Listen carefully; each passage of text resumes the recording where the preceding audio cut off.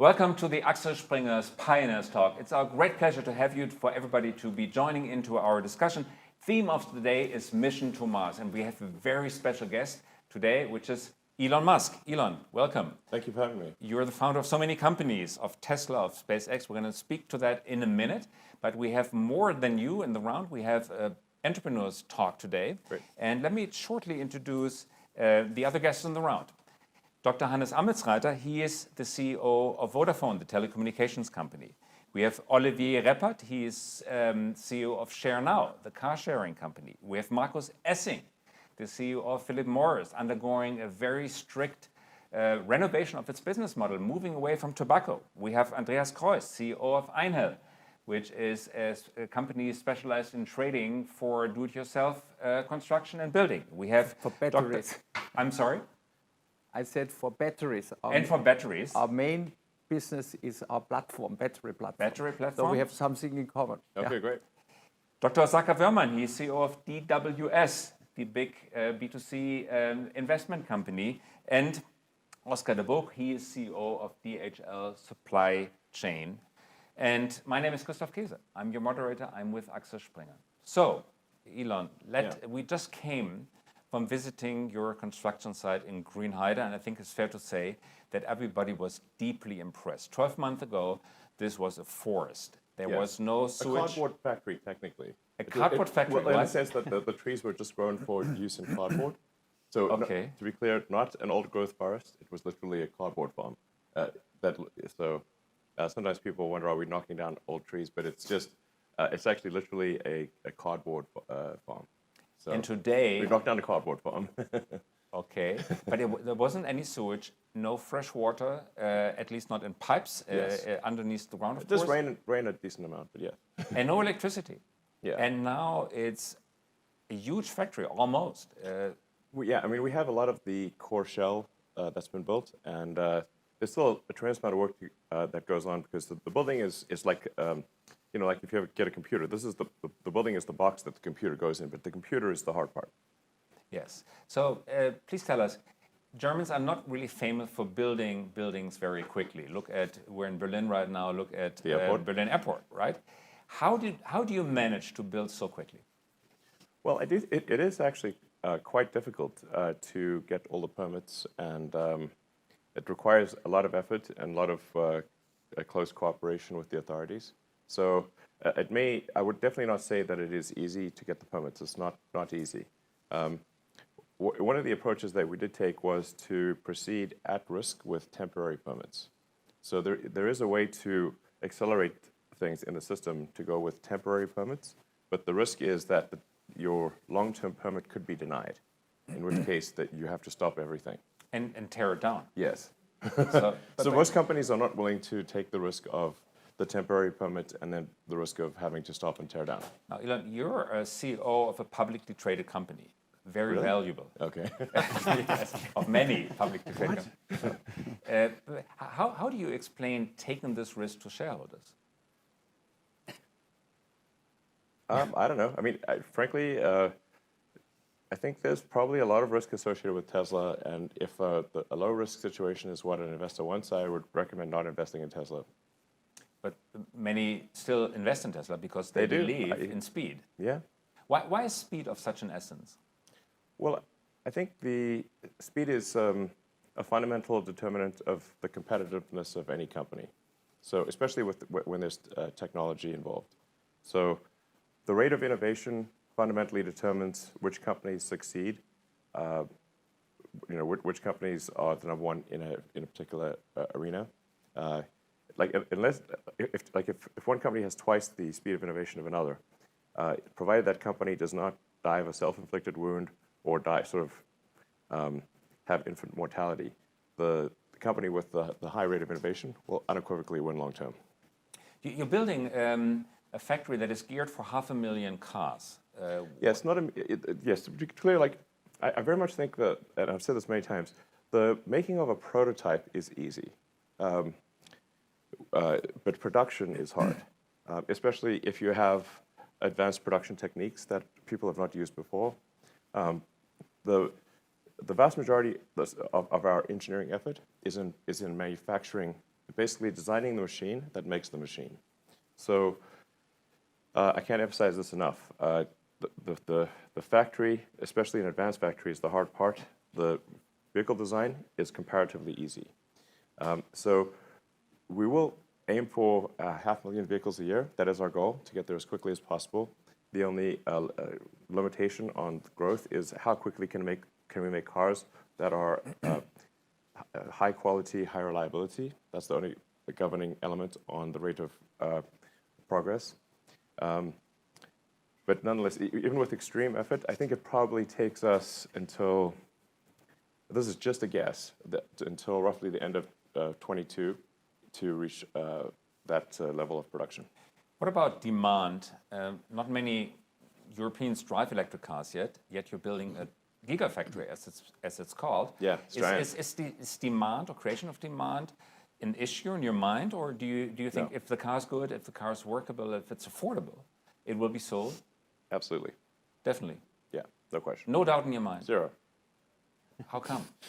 Because creating demand is always a huge question on entrepreneurs' mind, but you seem totally confident that it will work. Absolutely. If you have a compelling product and and it is affordable, so the value for money is good, the affordability, people can have enough money to buy it, and the product itself is compelling, then demand is never going to be an issue. So that is not something I worry about. I do worry about making sure that we can achieve affordability thresholds, because even if you make the value for money infinite, if people do not have enough money to buy it, they still can't. And then it's just frustrating for people. They see this great product, too expensive, can't buy it. So making the car affordable is, and while continuing to improve the capabilities and quality of the product, that is the hardest problem.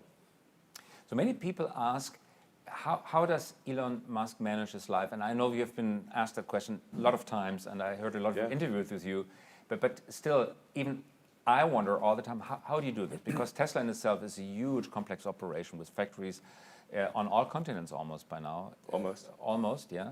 But it's not your only company. You have SpaceX, which seems to be a huge success. You have your own space program. You're talking about mission to Mars. You have Neuralink connecting computers to brains. Neuralink's a small company. It's a small company? It's very small. You have the Boring Company building... Very small. Very small company. Yeah. You envisioned Hyperloop. It's not a company, but... Well, Boring Company can do the Hyperloop. Boring Company can do the Hyperloop? Yeah. I mean, a Hyperloop is essentially just a fast-moving electric car in a vacuum tube. Okay. Yeah. You have Starlink bringing fast-speed internet to almost every square meter on Earth. Starlink's going to be great. It's going to be great, but how? It's part of SpaceX. And it's part of SpaceX? Yes. How do you manage to dive so deeply into so many different engineering challenges? Well, I studied physics, and I'd certainly strongly recommend physics as a good grounding to understand the nature of reality. I mean, physics is fundamentally just understanding how does the universe actually work. And then that's a good foundation for then a variety of engineering disciplines. And I think also the analytical principles, the sort of analytical constructs used in physics apply to basically anything. Physics developed all these ways of thinking, like first principles thinking, thinking about things in the limit of high and low, testing your hypothesis. It's the scientific principle essentially.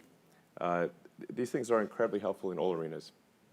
It's just most people tend to think by analogy or by comparison with something that already exists, and this is a sort of a mental shortcut that requires less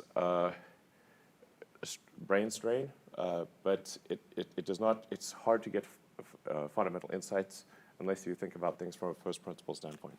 And the first principle standpoint is kind of deductive thinking that almost has the force of a natural law, of a physical law of making things happen because they need to happen. No, first principles thinking is just saying, okay, what are the most fundamental truths? that we know about any given situation. Like the things that, at a very granular level, the sort of simplest building blocks that we're most convinced are true. And then you reason up from those fundamental axioms.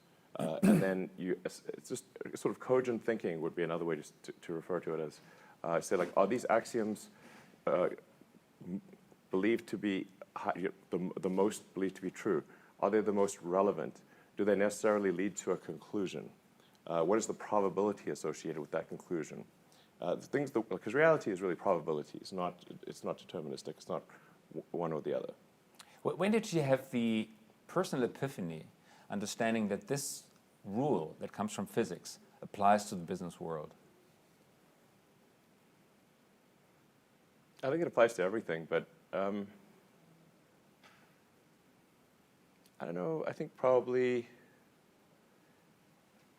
95 or 94, something like that. While swimming, while jogging, under the shower, when did it hit you? Was it a process or a moment? I don't know, I was thinking about the internet, and this is the early days, and like, what is the internet fundamentally? It's not like a place you get email or post pictures or something. Really, the internet is like a nervous system for humanity. Whereas previously, communication was more like osmosis. In order for information to travel, somebody would have to call someone with a phone or write them a letter. And then that letter would be carried by another person by a series of people to the destination. Now, communication can happen instantly from any place in the world to anyone else and does not need a human to carry it. This is sort of like, at a cellular level, you see, say, a primitive multicellular creature will just communicate by osmosis from one cell to the next, or diffusion, essentially. So, but once you have a more sophisticated organism, you have a nervous system. The speed at which information can travel is much faster, and the accessibility of information is fundamentally different. If you want, now with the internet, you could be, in the middle of the Amazon jungle with the internet, with a satellite connection, and you have access to all the world's information. Whereas previously, even if you lived in the Library of Congress in the US, where the most books are, you still would only have access to a fraction of the world's information. This is basically humanity becoming a superorganism to the degree that's not possible unless you have sort of essentially instant light-speed communication from anywhere to anywhere, as opposed to osmosis, diffusion. Thus, humanity transforming into something like a bioorganism, or at least behaving to More the same so, rules. like the speed of information flow, and just, in fact, even not just speed, but qualitatively, the access to information was so limited before. I mean, now technically, you could teach yourself anything. Previously, say, universities had somewhat of a monopoly on higher education, but now MIT has all of their lectures online. You can buy all of the textbooks. You can do the tests online. You can learn anything you want. Almost, I'm not sure what you couldn't learn online. But you can learn right now online for free more than someone who did a doctorate could do before. Very impressive. This is just, yeah. So, what is the purpose of universities at this point? I think it's mostly just to hang out with peers. Okay. And have some fun and talk to friends. And hanging out with peers. This Not is for information. Good point. Hanging out with peers, this is exactly what we're doing Yeah, here. exactly. So let's open up the round, and please shoot questions. This is supposed to be an open dialogue. Who wants to begin? Yeah, Hannes. for sure. So again, what Christoph said already, we were deeply impressed by what we saw with the Gear Factory. It's fantastic to see that. One question which I find very interesting, since we are in the business of connectivity, and I once heard you saying that connected cars, autonomous driving, what infrastructure do you need? And your answer, I think it was like, we take what we get, which is a bit disappointing for us because we have such great 4G, 5G, and want to hear that it needs to be connected. Sure. What is your perspective on connectivity, bandwidth you need for the car, for the future? And then another question to it, how do you stay ahead because I think you were the first one to understand that electromobility could be big and will be big, and it's the right way, it's good efficiency. How do you stay ahead of the others? Because now everybody's coming. I think the biggest stimulus of electromobility is coming from competition, because they all move in. That means you're the original, you are ahead. How do you stay ahead with battery and with concepts, software platform? Sure. Well, our cars have been connected almost from the beginning, from the early roadsters. We put cell modem even in the early roadsters, our very first cars. I bought the first one in Austria. Okay, great, thanks. So we started off, I think it was 2G at the time or something, and now our cars are about to transition to 5G and everything. So it's important to have a connected car so you can update the software and you can do remote analysis. So a lot of the problems can be solved with the software update. I mean, our car is extremely adaptable. It's basically like a computer on wheels, and so that this means like less time that people have to go to a service center, and also the car can diagnose its problems, tell the service center ahead of time. We can stock the parts, and then we can be much more efficient about service. And you can also watch any TV on the car. So it has high-speed data connectivity. You can watch really any show you want on the car. Is it a specific entertainment platform, or you just take anything out of the internet? No, we just worked with Netflix and Disney and everyone else, and just made it available. There's also a web browser, so you can technically watch anything that's on the internet as well. And it also has video games. I think entertainment is going to become extremely important, especially as we move to fully autonomous cars. If the car is driving itself, then what are you going to do while you're driving? Probably you want entertainment, maybe some productivity stuff. And the autonomous driving you just do with some sensors, LiDAR, radar, etc. This, or do you need more? We believe just cameras are the way to go. We don't use LiDAR at all. The entire road network is designed for passive optical, essentially vision. So in order to make a car drive properly, you have to solve vision. And at the point at which you solve vision, you really don't need any other instruments. Like a careful human driver, can drive with an extremely good track record. And unlike a computer, unlike a human, the computer does not get tired. It has 360-degree surround cameras. It's got 3 cameras pointing forward. So it's like being able to see with the eyes in the back of your head, basically. So it's really, vision is the way to go. There's some value to active optical for a wavelength that's occlusion penetrating, so it can see through fog or rain or dust. But it has to be high resolution, such that you can rely on, like for example, for radar at roughly 4 millimeter wavelength. This is good for occlusion penetration, but it needs to have enough resolution to know that you're braking for a real object and not just a bridge or a manhole cover or something like that. How do you stay ahead? No, let's go ahead. Last question, and then we move on to Olivier. No, maybe just finish the last question they asked. How do you stay ahead? How do you keep I don't know if we'll stay ahead. Maybe we won't stay ahead. I just think about how we can improve the experience for the owner of the car. How can we make it the most fun, the most functional? What can we do to have them love the product as much as possible? And if somebody else makes a better product, then more power to them. Then I guess we should lose.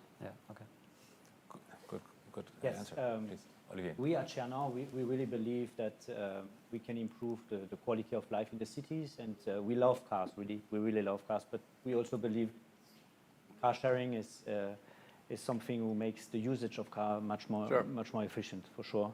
And also, it makes really affordable, even a very expensive car, if you only have to pay it for a minute or minute base or hourly base, it's really, I would say, something you can do whatever money you have. What would be very interesting for us, because we always try to look into the future, also in our business, very important and to innovate what we do in the mobility area is how do you see mobility in 20 years, especially in urban areas? And maybe you have the one or other ideas who would also help us to further develop our product. Well, I think in 20 years, almost every car made will be fully autonomous. And almost every car made will be electric. This does not mean that the whole fleet will be electric or the whole fleet will be autonomous, because the annual production rate of new cars and trucks at full speed is around 100 million units a year. But there's 2 billion cars and trucks in active use, and that number is rising. So that's basically, it takes 20 years from the point at which 100% of all vehicle production is electric. It's still 20 years from that point before the fleet is fully electric. So I think people sometimes, you know it of course, but sometimes people don't realize, like, you can't just, it's not like phones. You can't just replace all the cars and trucks overnight. No. But new vehicle production is only 5% the size of the fleet. And as it is right now, only a couple of percent of new car production is electric, and at least right now, no new car production is fully autonomous. But 20 years from now, probably essentially 100% electric, essentially 100% fully autonomous. And even in the urban area, where I would say the challenge is the highest concerning autonomous. No problem. No problem in 20 years. 20 years? My God, I hope civilization is around in 20 years. You know, I count that as a win. Yeah. Okay. Great. Yeah. Great. Thank you. Markus Essing. Yeah. Or Philip Morris. Eleanor, we have been formulating a quite, I think, ambitious, not very humble vision to lead the way into a smoke-free future, which is, I think, pretty bold. Your vision, I think, what I learned is goes also beyond electric cars. It considers the transition to renewable energy, which Yes. I find super inspiring and the most important thing to me, or also to my kids. Yeah. What do you think is needed? On the one hand, do we look at the, let's say, green energy options that we know today, like sun and wind, and is it decentralized, or would you build such an inspiring plant as we have seen today in a place where there's a lot of sun or wind? Or do you even look at totally new energy sources that go beyond that? I mean, I feel quite comfortable in predicting that the vast majority of Earth's electricity generation will be solar and solar and wind, I should say. So wind has actually been, I've been surprised just how good wind has gotten. Wind power is extremely low cost. In fact, a lot of the best wind turbines are made in Germany. So the numbers are extremely good. That needs to be paired with large battery packs in order to buffer the wind power, because the wind speed changes, and sometimes it doesn't blow wind. But people want steady electricity. They don't want to just have electricity when the wind's blowing. So you have to pair wind turbines with large battery packs, and the same is with solar. You've got to buffer the solar power, because obviously there's no sun at night, and sometimes it's very cloudy. Do you see the growing electronic car fleet as a buffer for that, to be connected to the network, or is that unrealistic? I mean, I certainly could be wrong about this point. The early roadsters we made had vehicle-to-grid capability, but nobody used it. So it cost some money. Nobody was using it, so we turned it off. We can easily turn it on right now, and actually easy, especially in Europe, because of the way the connectors work. A little more, you need like maybe $100 accessory to be able to do this in the US. But I really think people want to have a home-based battery. Like I think the future that I see most likely is solar on the roof. So either where the roof itself, this roof tiles itself are solar generating, or it's solar panels retrofit on an existing roof, combined with a local battery. We have a product called the Powerwall. It's very popular. And then you need to combine that with grid level solar and wind. And then have a long distance high voltage DC connections. High voltage DC is extremely efficient at transferring electric power. No need for superconductors, in my view. Like the energy penalty for long-distance electricity transmission is I squared R. So it's the current squared times resistance. So if you just increase the voltage, you can have the current be low, and then your I squared R heating is low. So you have high voltage, low current. You can transfer a tremendous amount of electricity with almost no, very tiny losses. So now you still need to pair that. I think there's other sources like hydro, geothermal. I'm actually not against nuclear. I know that some people don't like nuclear, but I think actually nuclear in a situation where there's not natural disasters is actually fine. I don't think you want to have nuclear in a place that has lots of earthquakes or tsunamis or something like that, or big hurricanes with a name. But in places where natural disasters are not a concern, I think nuclear is very safe. Thank you very much. Mr. Kreis. Thank you. We are working in our company also on a battery platform, completely different. My vision is that we revolutionize the do-it-yourself market. I want to have a battery in every house with a garden, that all the tools and all the garden equipment can be run on one platform. So one battery for all tools around the garden and in the house. Okay. The key is for sure the battery, same as in the car. We're working every day on endurance and performance, because this is what the customer requires in the car and also in tools and in garden. Yeah.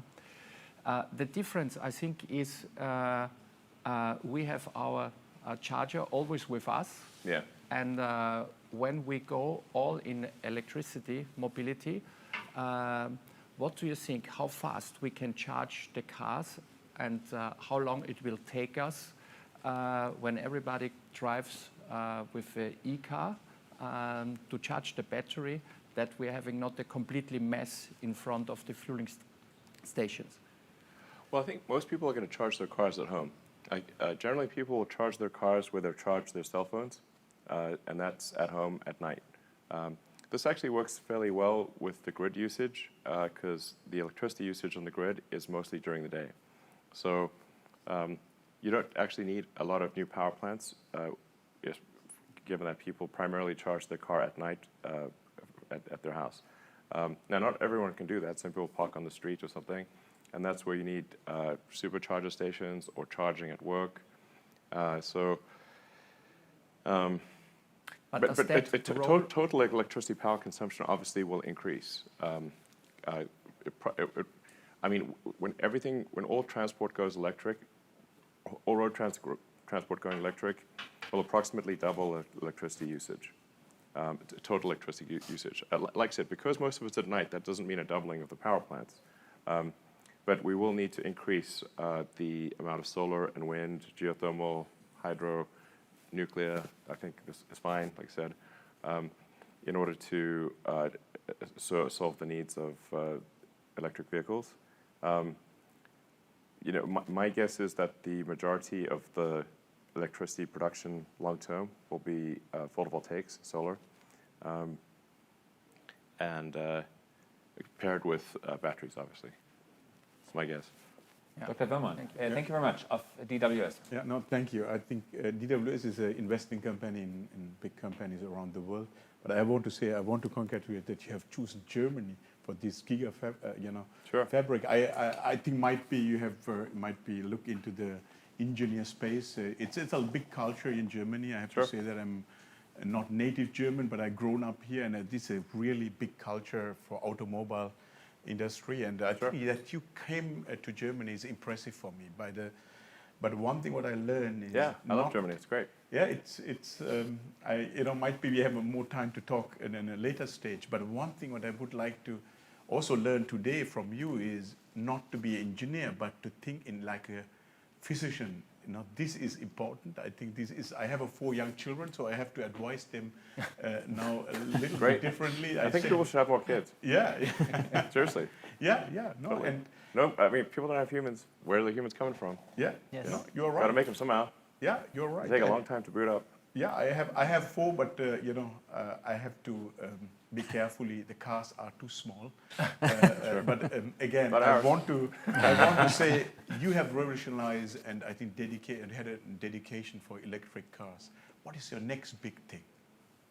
In your mind, you called many companies you are owning. What is your you say this is a disruption you have in mind? Might be you don't want to talk today, but it might be interesting. I mean, first of all, my goal is not disruption for the sake of disruption. Yeah? Okay. I really think there's some important things we have to solve in order for the future to be good. Yeah. I would say like my sort of algorithm or optimization is like, okay, what set of things do we need to do to ensure that increase the probability that the future is going to be good? Yeah. And so if we have to solve sustainable energy, Yeah. this is tautological. If we Yeah. do not solve sustainable energy, then we have unsustainable energy. Then it's just a matter of time before civilization collapses. We must, but even if there was not an environmental issue, since the availability of oil is limited, Yeah. this is not something we can sustain long term. Yeah. My original interest in electric vehicles was actually not environmental. It was out of concern, just studying physics, and I'm like, wait a second, Yeah. we need to transition to solar electric, Yeah.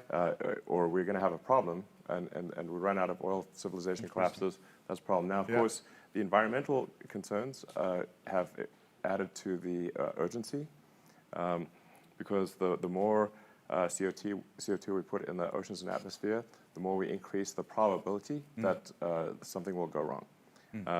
Like I said, like things are much more probability as opposed to certainty. But I think it's an unwise experiment to dramatically increase the CO2 Yeah. in the atmosphere and oceans. Yeah. Given that we know we need to transition anyway because Yeah. we'll run out of oil. Yeah. So why run that experiment? It's not. Yeah. It doesn't make any sense. We know we have to transition to a sustainable energy economy. Then let's just get on with it. Yeah. Let's just get on with it and not run the crazy Perfection, experiment yeah. and see what happens Yeah. if the atmosphere has 2,000 ppm CO2. This is crazy. Okay.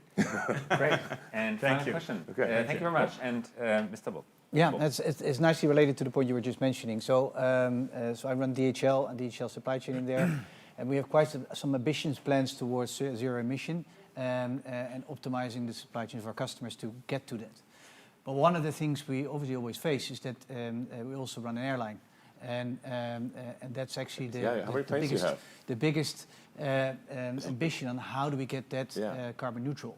So Sure. I'm curious to pick Aircraft your are brain hard. on that one. Well, actually, I'm just curious, how many aircraft do you have? Many. A lot. Okay. So aircraft will certainly go electric. The energy density requirement to have aircraft with the reasonable range is much greater than for cars or ships. So my back-of-the-envelope calculations suggest that you need about 400 watt-hours per kilogram to have aircraft with a decent range. This is with a range where it's comfortably over 1,000 kilometers, including some reserves and emergency power and that kind of thing. And then as you go above 400 watt-hours per kilogram, it gets really better in a nonlinear way because you spend so much of your energy getting to altitude. Once you get to altitude, the air is thin and your cruise power is quite low. Yeah. So once you get, if you go to like 450 watt-hours per kilogram, even though it's, well, let's say 460 or 480 watt-hours per kilogram, you will double the range. So even like a 20% increase, let's say, in energy density will double the range to at least 2,000 kilometers, if not more. So, and we're getting there progressively with improvements in the energy density almost every year. So this is just watt-hours per kilogram. And a lot of the improvements in energy density actually also improve the cost because you need less material because you're able to put more energy in the same amount of material, which means less material per unit of energy. Where we are right now is a little over 300 watt-hours per kilogram, and some of the very expensive cells can do over 400 watt-hours per kilogram. But the high volume cells, I think, will start to approach 400 watt-hours a kilogram as well. So I would expect to see a significant transition to electric aircraft, starting initially with propeller planes because they're generally more efficient per kilometer than jets, and then turboprops, and then commercial airliners and that kind of thing. That transition probably happens, I think, reasonably soon. Within the next 5 years, we should start to see electric jets. Okay. It's fascinating. Wow. Thank you. Our time is almost over. Let me just finish off with just a couple of very, very short questions and very short answers. Do you still plan to go to Mars personally? I would like to go to Mars. The reason for SpaceX is not, if I go to Mars, that's nice to have, but what is important is that we establish a self-sustaining city on Mars. This is important for the long-term future of humanity or consciousness as we know it. So it's less about a few people to Mars, but more about creating a self-sustaining city on Mars and humanity becoming a spacefaring civilization, which I think is incredibly inspiring for the future. Mm-hmm. Thank you. And very last question. You said you like Germany. For what reasons do you like Germany? I don't know. I've always had a good time when I come here. You studied in Munich a semester. No, I studied German for a semester actually in Canada, oddly enough. I don't know. I do like the sort of the engineering culture, and it's hard to say exactly why do you like something, but I always have a good time, and people, I think, they really want to get things done, and I don't know, a lot of the coolest people I know are German, so I don't know. That's why I love Germany. We leave it at that. Thank you very much for being here. All right. Thank you very Thank much. you. And this has been, thank you very much. All right. Hand of applause. Thank you. This has been our Pioneer Talk. Thanks for joining us. Thanks for everybody being here. Thanks, Elon Musk, for joining us. Thank you and have a good day.